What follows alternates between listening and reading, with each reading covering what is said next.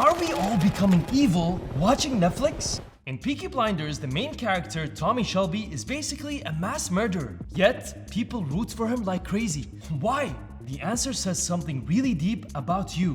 Along with super powerful things, this show tells us. These are questions for a philosopher. So let's ask Dr. Sharuqi from Leiden University. So, first question, doctor. Why are villains keeping us in front of the screen? Because everybody knows that we all have families. When you spend time with people, you slowly stop judging them, or you at least no longer reduce them to your moral judgment about them. Let's count a season of Peaky Blinders is I think is about 10 hours. We have a lot of time to build empathy even with people who are not victims, who are not innocent, and who we would in general disapprove of every step of the way. This sort of relief from moral judgment, this sort of liberation, I would like to call it the liberation of love. So we are given the right to love regardless of the moral depravity of who we love, and the series allow us to do that. And so what we really see, I think, is a shift from judgment to understanding. Okay, that means we're not actually evil. Quite the opposite.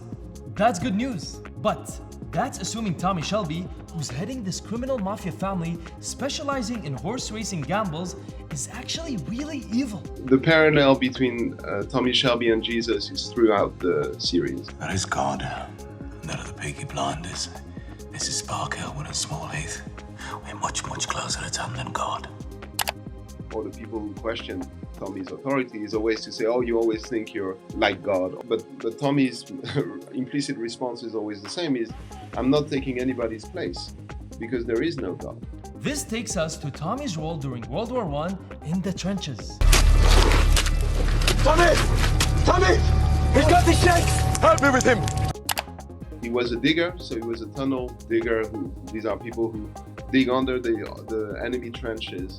And it's incredibly dangerous. Why? Because the Germans were doing the same thing. And the whole game was to not end up in each other's tunnels.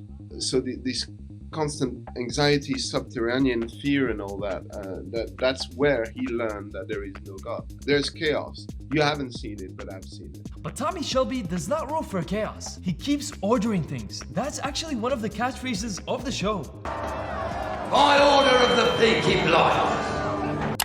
By order of the Peaky Blinders. And what we really have is a conflict, not so much between order and chaos, which is the way that the representatives of the order, of the dominant order, frame it. In the show, policeman Major Campbell is the representative of the dominant order. He thinks there is an order, and there are those who diverge from it.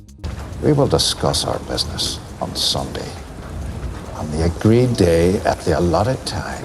But what's really behind this conflict as the series progresses is that there is in fact no order. I think, Arthur. That's what I do.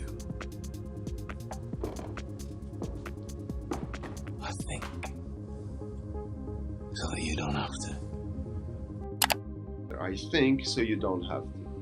And so the hierarchy is really a hierarchy between those who live in an order that's safe and protected and created by those above them. So the hierarchy is those at the top create order for those at the bottom.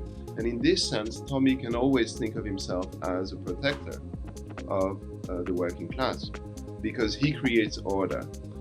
So, it's all by order of the Peaky Blinders. In other words, without them, there'll be no order.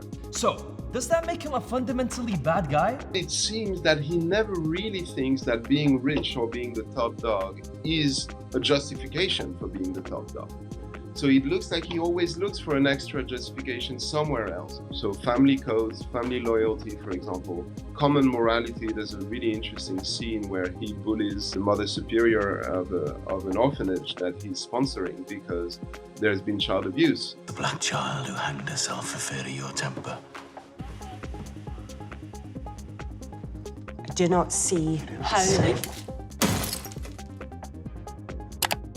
And so the idea again being, well, all these established orders are morally corrupt. In a certain way, he paradoxically always becomes the moral authority in those situations. Tell us what you think in the comments below and follow That's Why for more meaningful news videos to understand our world and act on it.